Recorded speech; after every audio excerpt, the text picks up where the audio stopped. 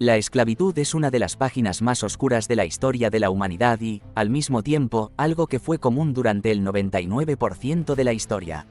Sin embargo, hasta la Edad Moderna, el sistema de esclavitud era muy diferente. De esto hablaremos en los próximos minutos, al mismo tiempo que revisamos los principales estereotipos, mitos e inexactitudes relacionados con la historia de la esclavitud. Globalmente, se puede dividir en dos etapas. La primera es todo lo que ocurrió hasta 1619, la segunda, todo lo que vino después. Así ha sucedido que la trata de africanos negros en Europa y América ahora está asociada con la esclavitud para la mayoría de las personas.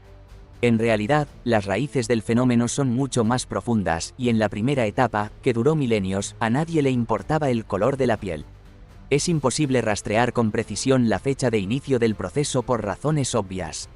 Se cree que la esclavización de unos por otros comenzó al mismo tiempo que apareció el Homo sapiens como tal, ya que la violencia y el control sobre otros están en nuestro ADN, al igual que el amor por el anime. Existen pruebas arqueológicas de la existencia de la esclavitud incluso en los tiempos de los cazadores-recolectores. Sin embargo, se considera tradicionalmente que la esclavitud alcanzó su apogeo industrial simultáneamente con el nacimiento de la agricultura, es decir, hace unos 11.000 años. Es comprensible. La revolución neolítica permitió a las personas agruparse en grandes ciudades, abandonar la caza y cultivar alimentos en los campos, donde, por supuesto, alguien tenía que trabajar. La falta de voluntad para trabajar es otra cosa que está en el ADN humano. Esta es la principal razón para convertir a una parte de la población en esclavos sin derechos. Pero las justificaciones legales y morales para el proceso nunca han sido un problema para la humanidad, es fácil inventarlas. La primera sociedad esclavista avanzada y bien documentada se considera la civilización de Mesopotamia, que vivió en el territorio de los actuales Irak e Irán hace entre 4 y 8.000 años. Para ese momento, la esclavitud ya estaba regulada legalmente a un alto nivel. Las leyes del rey sumerio Ur-Nammu, escritas alrededor del año 2100 a.C., se consideran las leyes más antiguas que se conservan. En ellas, la sociedad se divide claramente entre personas libres y esclavos. Se han conservado muchas leyes menores que regulan la relación entre estas dos categorías. Por ejemplo, si un esclavo se casaba con una persona libre, la pareja estaba obligada a entregar al primogénito al antiguo dueño como esclavo por violencia contra una esclava, se imponía una multa monetaria por la devolución de esclavos fugitivos, se ofrecía una recompensa y por violencia por parte de un esclavo, el castigo era alimentar al culpable con un cuarto de sal. También se regulaba el mecanismo para otorgar la libertad a los esclavos, lo que habla de un alto grado de burocratización en las sociedades antiguas. Lo mismo se puede decir de Egipto, donde también había muchos esclavos, y la base legal era aún más seria.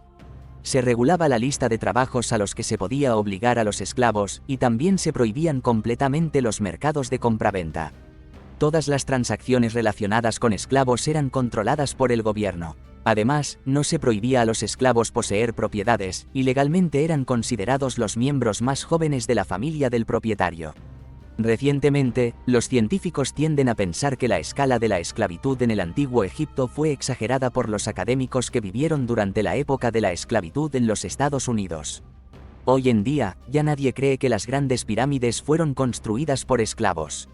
Más bien al contrario, los historiadores insisten cada vez más en que es hora de dejar de etiquetar a todas las culturas antiguas sin distinción con el estigma de la esclavitud, ya que, al menos, el sistema de esclavitud egipcio se asemejaba más a las relaciones normales entre las clases altas y bajas de la población, que no han desaparecido ni hoy en día. Resumiendo el tema de la antigüedad, agreguemos que la mayoría de los esclavos en esos tiempos eran deudores, agricultores, campesinos y las clases más bajas de la sociedad, que elegían conscientemente la esclavitud para evitar la muerte por hambre o la dura mano de los cobradores. También una categoría significativa de esclavos eran los prisioneros de guerra, que, en general, también a menudo servían voluntariamente a sus nuevos dueños para evitar un destino aún peor.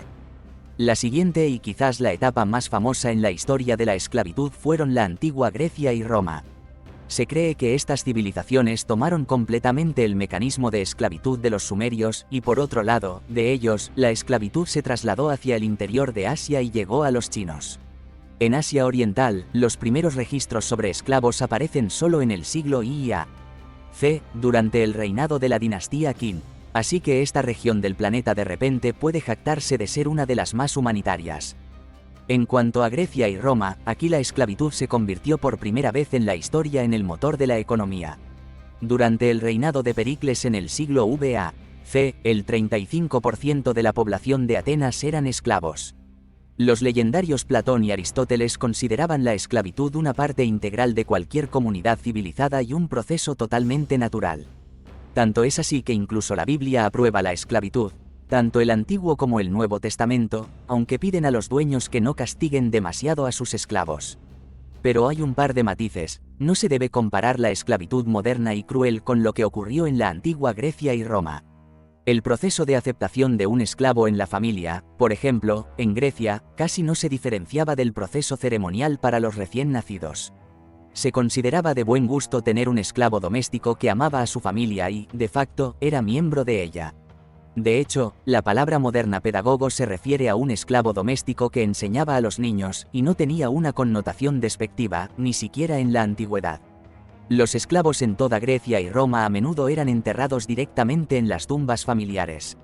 Y en la Odisea, la esclava Euríclea, de hecho, reconoció al protagonista por una pequeña cicatriz en su muslo, lo que sugiere una conexión muy estrecha entre ellos. Por supuesto, los esclavos domésticos podían ser golpeados, abandonados en la calle, y en tiempos de crisis financieras, eran los primeros en perder comida y un techo sobre sus cabezas. Pero, sin embargo, los esclavos domésticos, en términos históricos, se sentían bastante bien.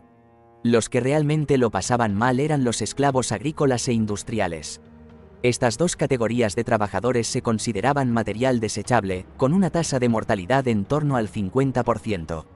En su mayoría, estos esclavos eran prisioneros de guerra, delincuentes y personas simplemente desafortunadas, y no había lugar para concesiones. En Roma, esta categoría de esclavos incluso era encadenada por la noche para que no escaparan. No debemos olvidar una última y muy importante categoría de esclavos en la época antigua: los llamados joris y cundios, esclavos que vivían separados de sus dueños. Y aquí el espectro de actividades era enorme. Estos esclavos se encontraban tanto en las construcciones como en los barcos, actuando como capitanes. Hay registros de esclavos que eran dueños de tiendas e incluso de esclavos banqueros que poseían una gran riqueza. Por supuesto, de jure, todo pertenecía a sus dueños, pero no es difícil imaginar que al dueño no le agradaba la idea de golpear a un esclavo cuya cabeza le generaba ingresos. Estas categorías de esclavos eran las que más a menudo obtenían su libertad, simplemente porque la mano invisible del mercado operaba mucho antes de que se inventara el término capitalismo. Grecia y Roma son un excelente ejemplo de que la esclavitud no es una tarjeta de presentación de estados atrasados. De hecho, casi todas las civilizaciones económicamente poderosas de la antigüedad utilizaron activamente la esclavitud. Simplemente no se debe comparar con la esclavitud de la era colonialista, ya que las sociedades antiguas eran demasiado complejas. Además, a los mineros que morían en masa a finales del siglo VI no les consolaba mucho el hecho de que, a diferencia de sus colegas de la antigua Roma, no eran esclavos en el papel. Más o menos en la misma forma, el sistema de esclavitud existió hasta 1619. No le importaba el color de la piel, la religión o la anatomía humana. Cualquiera podía ser esclavo y, al mismo tiempo, también libre. El africano Septimio Severo se convirtió tranquilamente en emperador de Roma, y los ex-esclavos que se enriquecieron vendiendo vino construyeron en Pompeya la mansión de los Causos, que hoy en día es un popular objeto turístico. Las paradigmas del pensamiento humano cambiaron cuando a finales de agosto de 1619, un barco llamado White Lion llegó a Virginia con unos 30 esclavos africanos. Desde ese momento nació la trata transatlántica de esclavos. En términos generales, todos están familiarizados con la esclavitud en Estados Unidos, por lo que aquí hablaremos de los matices. El primer y más importante matiz es que los europeos no inventaron la esclavitud como institución. Y más aún, cuando Cristóbal Colón desembarcó en las Bahamas en 1492, la tribu local de los taínos le pidió que los ayudara contra los agresivos miembros de la tribu vecina de los caribes, que capturaban a los taínos para esclavizarlos. Lo mismo ocurrió en África. Los africanos que fueron llevados a Virginia desde el Congo en 1619 no fueron vendidos como esclavos por europeos. Los europeos simplemente compraron los esclavos a los habitantes locales de piel negra. Por supuesto, los habitantes del Viejo Mundo organizaron incursiones en busca de esclavos en África, pero el 99% de los esclavos vendidos a América fueron capturados por reyes, comandantes y comerciantes africanos locales. El segundo matiz importante es la geografía. Solo el 10% del total del comercio transatlántico de esclavos llegó a América del Norte. El 90% de los esclavos fueron llevados a América Central y del Sur, y empezaron a ser llevados allí mucho antes de 1619, simplemente porque los registros sobre la llegada de esclavos a los Estados Unidos están mejor documentados. De ahí la dominación de esta región en la literatura y la cultura. El tercer hecho es la supuesta ignorancia y baja productividad del trabajo esclavo. En realidad, los colonizadores de ambas Américas aprendieron a cultivar arroz e índigo gracias a los esclavos. Además, las primeras fábricas del mundo se crearon gracias al trabajo esclavo. Las fábricas de azúcar se consideran las precursoras de la industria moderna, y en ellas, en los Estados Unidos, al principio solo trabajaban esclavos, lo que sugiere una productividad bastante buena de su trabajo. Y el cuarto y quizás el hecho más importante es que la guerra civil en los Estados Unidos estaba relacionada con la esclavitud. En realidad, la cuestión de la abolición de la esclavitud circulaba en América desde principios del siglo VI. El propio presidente Lincoln en 1863 declaró abiertamente que su objetivo en la guerra no era abolir la esclavitud, sino mantener unidos a los Estados Unidos. Simplemente, más tarde, la abolición de la esclavitud se ajustó bien a la línea de propaganda promovida por el norte, por lo que se popularizó esta historia en la cultura hasta el máximo.